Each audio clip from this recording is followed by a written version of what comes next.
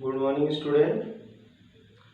Today I am going to start new chapter.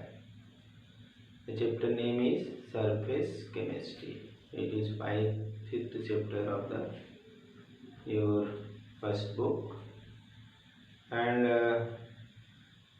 Chemical Kinetics chapter number 4 is completed.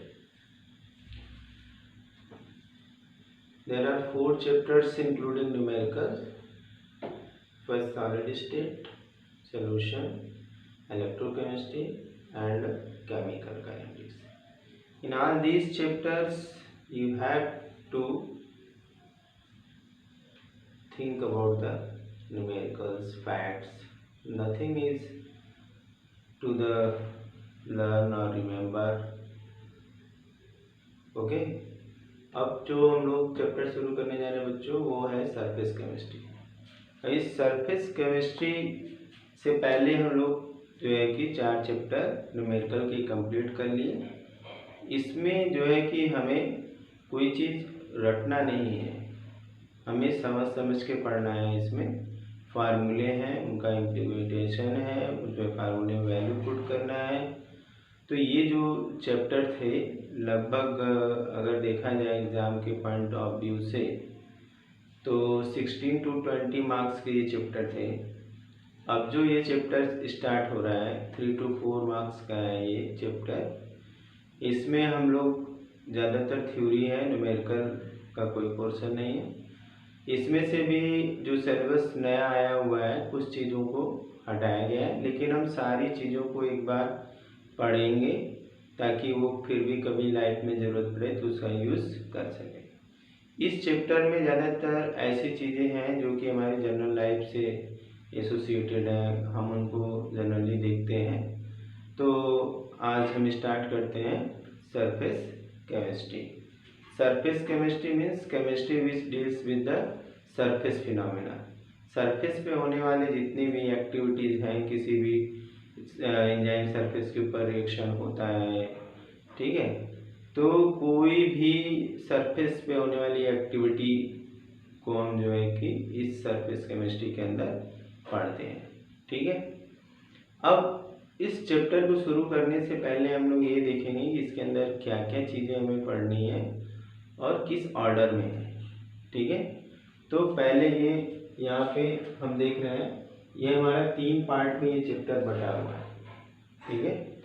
एक तो adsorption, collapse and emulsion. Adsorption, collapse and emulsion, ठीक है। Next इसमें adsorption में हमें 2 चीज़ें पढ़नी है, physical adsorption and chemical adsorption. इसको फिजिजॉर्प्शन और केमिजॉर्प्शन के नाम से जानते हैं, ठीक है। इसके अंदर हमें 2 ग्राफ पढ़ने हैं, जिसमें से ज़्यादातर एड्जॉर्प्शन आइसोथर्म आता है। ये सेम टेम्परेचर कंडीशन में जो है amount adsorb in the surface का जो ग्राफ पढ़ना है। फ्रेंडलिच इक्वेशन इसके अंदर है। और इसके अंदर एड्जॉर्प्शन आइसोबार में सेम प्रेशर के ऊपर जो एड्जॉर्प्शन का ग्राफ पढ़ना है। लैंगमुर इसमें लैंगमुर और फ्रेंडलिच आइसोथर्म है, और यहाँ पे जो है एड्जॉर्प्शन आइसोबार, ये सेम कंडीशन है, कांस्टेंट प्रेशर के कंडीशन में खींचा गया ग्राफ है, जो कि हम लोग के सिलेबस में नहीं है, ये हमें पढ़ना है। और इसके बाद इन सब को पढ़ने के बाद हमें एप्लीकेशन ऑफ एड्जॉर्प्शन पढ़ना है, ठीक है। तो ये हमारा है एड्जॉर्प्शन का फर्स्ट पार्ट। हमारा जो नेक्स्ट पार्ट इसके अंदर आता है यहाँ पे कैटालिसिस। हम यहाँ पे लिख सकते हैं, हेडिंग और बढ़ा देते हैं यहाँ पे, कैटालिसिस। कैटालिसिस, ठीक है। कैटालिसिस क्या है? ये प्रोसेस है जिसमें क्या होता है, किसी पर्टिकुलर सब्सटेंस के प्रेजेंस में कोई रिएक्शन होता है। अब अगर वो सब्सटेंस जो है उस रिएक्शन के अंदर कम्प्लीटली कंज्यूम नहीं होता है, वो उस रिएक्शन के अंदर क्या होता है, कंज्यूम नहीं होता है, मगर वो रिएक्शन को कंप्लीट करने में मदद करता है, ठीक है। तो ऐसे सब्सटेंस को हम कैटलिस्ट कहते हैं। और उनके इस प्रोसेस को हम कैटालिसिस कहते हैं। अब ये जो कैटालिसिस है इसके अंतर्गत हमें क्या क्या पढ़ना है। एक होमोजीनियस कैटालिसिस होता है। होमोजीनियस कैटालिसिस क्या होता है, इसमें क्या होता है, जो रिएक्टेंट होते हैं, जो कैटलिस्ट होता है, जो प्रोडक्ट होता है, वो सब एक फेज में होते हैं, सब के सब गैसियस फॉर्म में होते हैं। ठीक है। हेट्रोजीनियस कैटालिसिस में क्या है, इसके अंतर्गत जो है कि हेट्रो मीन्स डिफरेंट है, इसमें रिएक्टेंट और कैटलिस्ट दो डिफरेंट फॉर्म में होते हैं। अगर रिएक्टेंट गैसेस फॉर्म में है तो जो हमारा कैटलिस्ट है वो जो है सॉलिड स्टेट में होगा, लिक्विड स्टेट में होगा, यानी उसका फेज डिफरेंट होगा, उसको हम हेट्रोजीनियस कैटालिसिस कहते हैं। यहाँ पे जो है कि एक हेडिंग पढ़नी है, self selective catalysis. Self selective catalysis में जैसा नाम से ही क्लियर हो रहा है, सेप जो कैटलिस्ट होगा एक पर्टिकुलर शेप का होगा। जैसे एग्जांपल के रूप में हम जियोलाइट लेते हैं, एल्युमिनियम सिलिकेट होता है, उसमें उसका स्ट्रक्चर हनी कॉम्ब लाइक होता है। तो जो हम हार्ड वाटर का प्यूरिफिकेशन करते हैं तो वहाँ पे जियोलाइट यूज़ करते हैं, पेट्रोलियम का क्रैकिंग करते हैं वहाँ जियोलाइट यूज़ करते हैं। ठीक है, बहुत सारे जियोलाइट के यूजेज हैं। तो यहाँ पे जो जियोलाइट होता है वो एक तरह का सेल्फ सेलेक्टिव कैटालिसिस होता है, जहाँ पे उसका स्ट्रक्चर जो होता है हनी कॉम्ब लाइक होता है, इसलिए यहाँ पे सेल्फ सेलेक्टिव दिया हुआ है। एक वैसे तो कैटलिस्ट जो होते हैं पर्टिकुलर रिएक्शन को ही कैटलाइज करते हैं। नेक्स्ट इसके बाद हम लोग को एंजाइम पढ़ना है, जो कि बायोलॉजिकल कैटलिस्ट है, जो हमारी बॉडी के अंदर, जो प्लांट के अंदर, जो एनिमल के अंदर केमिकल रिएक्शन होते हैं उनको कैटलाइज करते हैं ये एंजाइम्स, इसलिए ये बायो कैटलिस्ट कहा जाता है, क्योंकि बायोलॉजिकल पर्टिकुलरली बायोलॉजिकल रिएक्शन को ही कैटलाइज करते हैं और किसी रिएक्शन को कैटलाइज नहीं करते हैं, हम इनको एंजाइम कहते हैं। और ये मोस्टली क्या होते हैं, प्रोटीन होते हैं। ठीक है। अब यहाँ से नेक्स्ट हमारा जो है टॉपिक होता है वो कोलाइड होता है। कोलाइड एक हेट्रोजीनियस सिस्टम है, ठीक है, जो कि देखने में हमें ट्रू सॉल्यूशन की तरह से होता है, लेकिन वो ट्रू सॉल्यूशन नहीं होता है। ठीक है, उसमें डिस्पर्स फेज और डिस्पर्सन मीडियम को वैसे तो हम ट्रू सॉल्यूशन की तरह से जो है कि देख नहीं सकते हैं, लेकिन माइक्रोस्कोप से या स्कैटरिंग ऑफ लाइट से उसके अंदर का डिस्पर्स फेज हम देख सकते हैं। एक तरह का ये हेट्रोजीनियस सिस्टम होता है। ठीक है, और इसके पार्टिकल की जो साइज होती है ट्रू सॉल्यूशन के साइज से बड़ी होती है, मगर सस्पेंशन के साइज से जो है छोटी होती है। इसके अंदर हमें कोलाइड्स के दो टाइप पढ़ने हैं इंटरेक्शन के बेस पे। किसके बेस पे पढ़ने हैं हमें, इंटरेक्शन के बेस पे। इंटरेक्शन, अब इंटरेक्शन किसके साथ, जैसे यहाँ पे लिखा है लायोफिलिक। लायोफिलिक, फिलिंग मीन्स होता है लव, लायो मीन्स लिक्विड। तो यहाँ पे ये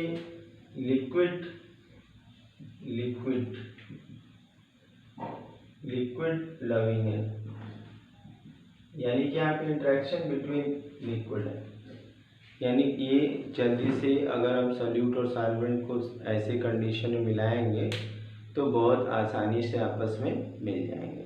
ठीक है, अब ये जो हमारा लायोफोबिक, फोबिक मीन्स होता है हीटिंग, यानी ये लिक्विड हीटिंग है, लिक्विड हीटिंग, यानी कि अगर हम इसको मिलाएंगे, जब हम सॉल्यूट और सॉल्वेंट को आपस में मिलाएंगे तो क्या होगा, वो आपस में कभी मिलेंगे नहीं, जैसे ऑयल और वाटर है आपस में मिलाएंगे तो नहीं मिलेंगे। ठीक है, अब इसके अलावा अगर हम से, ये तो हमारा हो गया इंटरेक्शन के बेस पे, और दूसरा जो ये क्लासिफिकेशन है ये है साइज के बेस पे। साइज के बेस यानी कि जो डिस्पर्स फेज है इसके अंदर, उस डिस्पर्स फेज की साइज को अगर देखा जाए तो डिस्पर्स फेज की साइज के बेस पर तीन तरह का जो है कि ये सिस्टम होता है। एक तो मैक्रोमोलिकुलर कोलाइड होता है, इसमें जो हमारा डिस्पर्स फेज होता है वो बड़ी बड़ी साइज के होते हैं, जैसे protein and water, protein in water. ठीक है, जैसे हमारा मिल्क है। ठीक है, इसमें प्रोटीन मॉलिक्यूल्स, फैट मॉलिक्यूल्स जो होते हैं, इस तरह के कोलाइड में क्या होते हैं, बड़े बड़े मॉलिक्यूल्स होते हैं जो डिस्पर्सन मीडियम के शेप में आ जाते हैं, डिस्पर्सन मीडियम में जो है कोलाइडल रेंज में आ जाते हैं। तो इस तरह के जो है कि हम कोलाइड को मैक्रो मॉलिक्यूलर कोलाइड कहते हैं, क्योंकि यहाँ पे एक बड़ा मॉलिक्यूल जो है कोलाइडल रेंज में डिस्पर्सन मीडियम के अंदर आता है। ठीक है।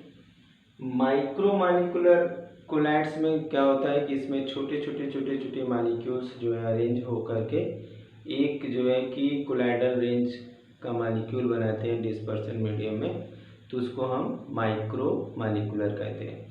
माइक्रो मॉलिक्यूलर जो होता है मैक्रो मॉलिक्यूलर का जस्ट अपोजिट होता है, जैसे कि सल्फर सॉल्ट जो होता है वो जो है कि माइक्रो मॉलिक्यूलर का एग्जाम्पल है।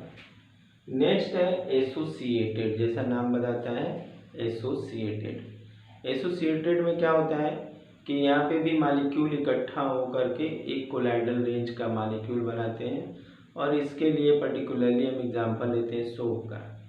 अगर हम सोप को वाटर के अंदर एक लिमिटेड अमाउंट में मिलाते हैं, तो वो कहने का मतलब है कि बहुत कम अमाउंट में मिलाते हैं, तो एज ए इलेक्ट्रोलाइट काम करता है। एज ए इलेक्ट्रोलाइट काम करेगा तो कोई वहाँ पे एसोसिएशन नहीं होगा, लेकिन जैसे ही उसका अमाउंट बढ़ाते हैं तो जो सोप के पार्टिकल हैं, जो फैटी एसिड साल्ट है, वो आपस में क्या होते हैं, इकट्ठा होने लगते हैं। तो वहाँ पे जो कोलाइड बनता है उसको एसोसिएटेड कहते हैं। जैसे कि 10th में पढ़ा होगा डर्ट रिमूवल और एक्शन ऑफ सोप पढ़ा होगा, तो उसमें देखा होगा कि किस तरह से जो है सोप मॉलिक्यूल ऑयल और ग्रीस के साथ मिक्स करके जो है कि क्लॉथ से उसको सेपरेट कर देते हैं, तो एक वहाँ पे मिसेल्स बनता है। वो जो मिसेल्स बनता है वो साइज का, वो एसोसिएटेड कोलाइड होता है। इसके बारे में हम लोग डिटेल में पढ़ेंगे। अब इसके बाद नेक्स्ट हमारा आता है इमल्सन। ठीक है। इसमें दो तरह का इमल्सन होता है, एक ऑयल इन वाटर, ठीक है, एंड वाटर इन ऑयल। तो ऑयल इन वाटर जो पढ़ते हैं उसका एग्जांपल हमारे पास मिल्क है, और जो हमारा वाटर इन ऑयल है उसका एग्जांपल हमारा बटर है।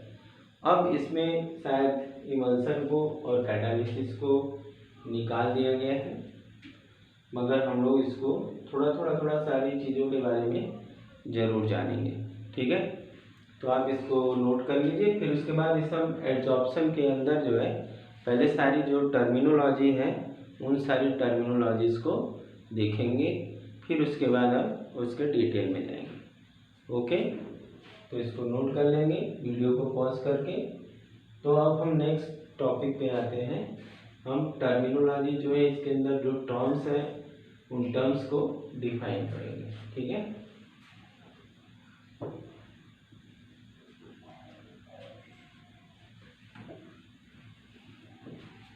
चलो, तो पहला हमें टर्म ये होता है कि what is adsorption. Okay, adsorption, ठीक है, व्हाट इज एडजॉर्प्शन। एडजॉर्प्शन क्या होता है? एडजॉर्प्शन को अगर हम ऐसे देखते हैं कि सपोज करो ये क्ले है और लीफ है, ये कोई सरफेस है, और ये वाटर मॉलिक्यूल्स इस सरफेस पे आकर के रुक जाते हैं, सरफेस पे पड़े रहते हैं। ठीक है। दूसरा एग्जांपल हम लेते हैं कि घरों में देखते हैं कि जैसे कोई सॉलिड सरफेस होती है, उसके ऊपर डर्ट आकर के जमा हो जाता है। ये तो हमारा हो गया ये सॉलिड, ये हमारा वाटर मॉलिक्यूल है, ठीक है, वाटर है, ये हमारा सपोज क्ले। ठीक है। अब ये पार्टिकल इस सरफेस के ऊपर पड़े हुए हैं। पार्टिकल क्या है? सरफेस के ऊपर पड़े, ठीक है, और वो सरफेस के अंदर नहीं जा रहे, सरफेस के अंदर नहीं जा रहे हैं। अगर सरफेस के अंदर जा रहे हैं तो एक दो लेयर, बाकी मैक्सिमम पार्ट क्या है वो सरफेस के ऊपर है। यानी कह सकते हैं कि when the concentration of some substance remain above the surface or the adsorbent surface, then that phenomena is known as adsorption.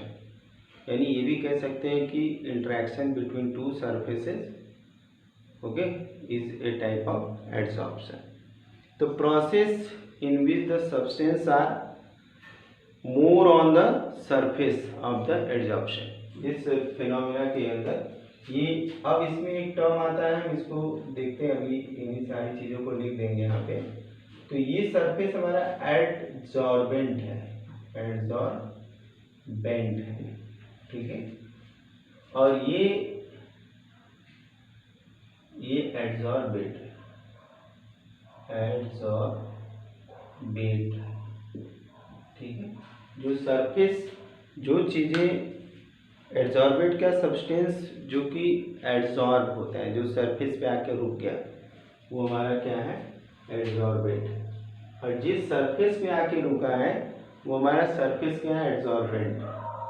और एडजॉर्बेट और एडजॉर्बेंट के बीच का जो इंटरेक्शन होता है उस प्रोसेस को हम एडजॉर्प्शन कहते हैं। तो हम एक तरह से कह सकते हैं कि accumulation of the process of, इसको इंग्लिश करते हैं हम, the process of accumulation of substance on the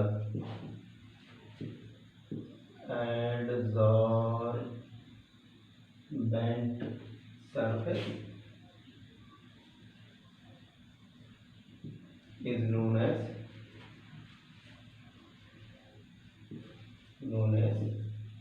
adsorption. This is known as adsorption. और ये कहेंगे कि it is a surface phenomena, it is a surface phenomenon, okay. Example अगर लेना चाहें तो हम क्या कर सकते हैं कि एडसॉर्प्शन, एग्जाम्पल के रूप में adsorption of dirt, adsorption of dirt on floor, okay, and adsorption of water on clay, okay, चिकनी मिट्टी पे वाटर जल्दी एब्जॉर्ब नहीं होते हैं, ठीक है। तो ये हमारा हो गया एडजॉर्प्शन। लेकिन अगर एक दूसरा प्रोसेस होता है एब्जॉर्प्शन,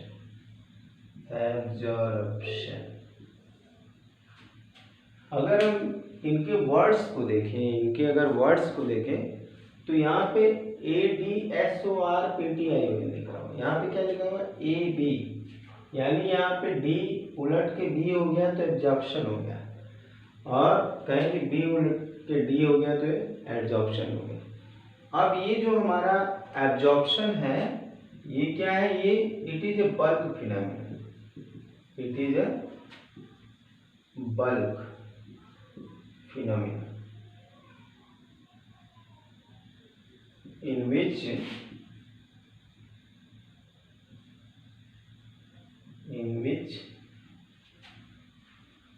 one substance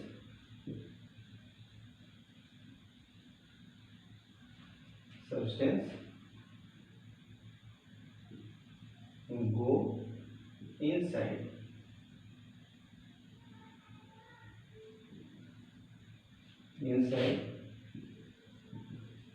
the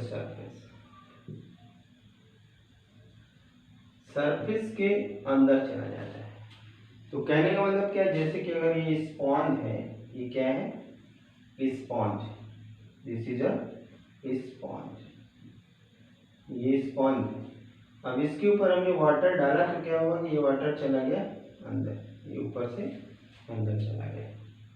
तो ये हमारा क्या हो गया, ये हमारा हो गया जो है कि बल्क फिनोमिना, इसको हम एडसॉर्प्शन कहते हैं। आई बात समझे, इतनी बात क्लियर हुई। पहले तो हमने ये जान लिया कि ये दो टर्म ऐसे हैं, कंफ्यूज ना हो, ठीक है। तो यहाँ अगर किसी सरफेस के अंदर चला आया तो एब्जॉर्प्शन हो गया, सरफेस के ऊपर नहीं है। अब ये सरफेस फिनोमेना नहीं है, बल्क फिनोमेना है कि मैक्सिमम मैटर के साथ इंटरेक्शन हो गया। यहाँ पे इंटरेक्शन क्या है, मैक्सिमम मैटर के साथ हुआ है। और जहाँ पे एड्जॉर्प्शन था वहाँ पे little interaction between the adsorbent and adsorbate था, ठीक है। चलिए, अब इसमें हमने दो चीज़ें यूज़ की, ये समझ में आ गया होगा कि the process of accumulation of substance on adsorbent surface is known as adsorption and it is a surface phenomena, adsorption of dirt on floor and adsorption of water on clay. There are so many examples of the adsorption. Okay, now in case of absorption, it is a bulk phenomena in which the one substance get absorbed in the inside the surface के अंदर चला जाता है, ठीक है। तो वो maximum जो है कि सब्सटेंस को या मैक्सिमम इंटरेक्शन शो करता है अदर के साथ। ओके, तो अब हम इसमें जो थोड़े थोड़े छोटे छोटे टर्म्स हैं, पहले तो हम लोग एड्जॉर्बेट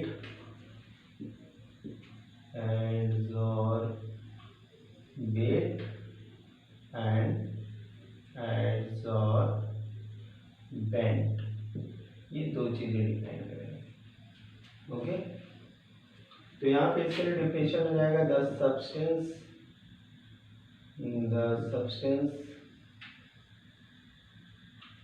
which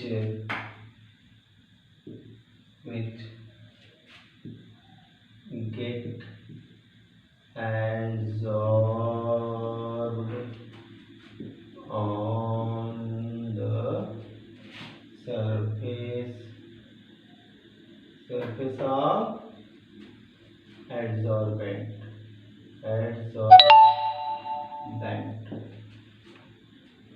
adsorbent. ओके, तो सब्सटेंस विच एड्सॉर्ब, जो सब्सटेंस किसी सरफेस के ऊपर एड्सॉर्ब होता है दैट इज तो बच्चों यहाँ पे हम लोग देख रहे थे एड्सॉर्बेट। एड्सॉर्बेट क्या होता है, substance which get adsorb on the surface of adsorbent, यानी जो सब्सटेंस एक दूसरे सब्सटेंस के ऊपर आकर के एड्सॉर्ब हो जाता है, टिक जाता है, रुक जाता है, वो हमारा एड्सॉर्ब। जैसे कि हमारे फर्श है, फ्लोर है, तो उस पर आके मिट्टी जमा हो गई, तो मिट्टी हमारी क्या हो गई, मिट्टी हमारी एड्सॉर्बेट हो गई। और जो हमारा सरफेस हो गया वो एड्सॉर्बेंट हो गया। घर में धूल जमा हो जाती है, मीरा के ऊपर धूल, कापी किताब के ऊपर, बुक के ऊपर, ये सब, तो बुक हमारे, तो उसको डर्ट को अंदर नहीं ले लेता, डर्ट क्या होता है, ऊपर ही रह जाता है, ठीक है। तो इस तरह से हमारा हो गया substance which get adsorb on the surface of adsorbent is known as adsorbent,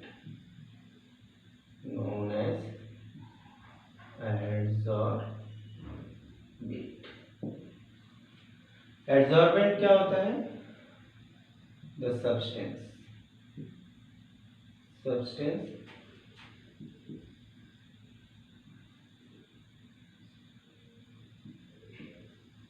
which adsorb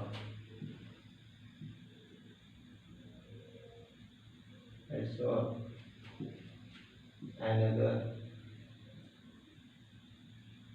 substance, bracket में लिख देते हैं adsorb it is known as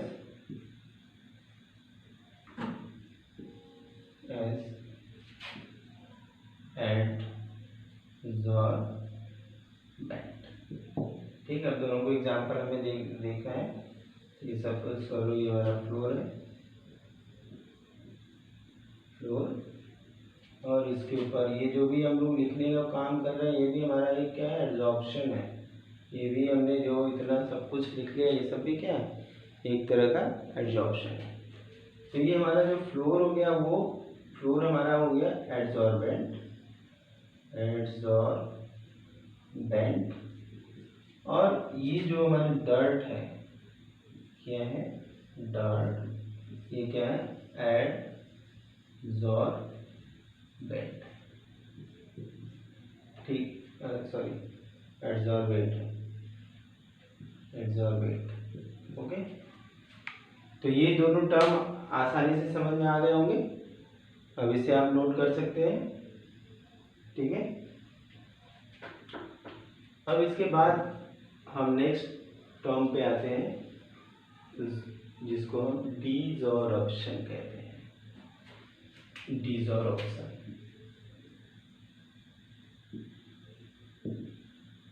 desorption. अगर किसी सरफेस को, सपोज कि मैंने ये बोर्ड को यहाँ पे प्लेन कर दिया, बोर्ड क्या हो गया, प्लेन अप हो गया, ये प्लेन हो गया, सरफेस पे हमने झाड़ू लगा दिया तो क्या हो गया, डिसॉर्प्शन, डिसॉर्प्शन हो गया, रिमूवल ऑफ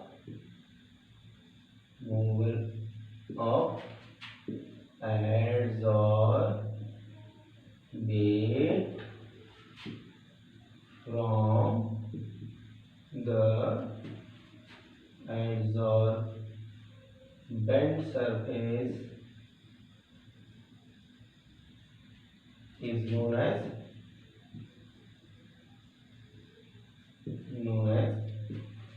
desorption। क्या हो गया, ये डिसॉर्प्शन, हमने जो साफ सफाई कर दी तो क्या हो गया, डिसॉर्प्शन हो गया, ठीक है। अब इसके बाद आता है ज़ोरप्शन, ठीक है, अगला टॉपिक है ज़ोरप्शन। एड्सॉर्प्शन, डिसॉर्प्शन समझ में आ गया। ज़ोरप्शन क्या होता है, जब एड्सॉर्प्शन और एब्जॉर्प्शन दोनों साइमल्टेनियसली होते हैं, जब एड्सॉर्प्शन और ज़ोरप्शन जो है कि एड्सॉर्प्शन एब्जॉर्प्शन दोनों अगर कहीं सरफेस पे साइमल्टेनियसली हो रहे हैं, एक के बाद एक हो रहे हैं, तो उसे हम कहते हैं क्या, ज़ोरप्शन। व्हेन, पहले हम लिखेंगे when adsorption and absorption both occur simultaneously on same surface,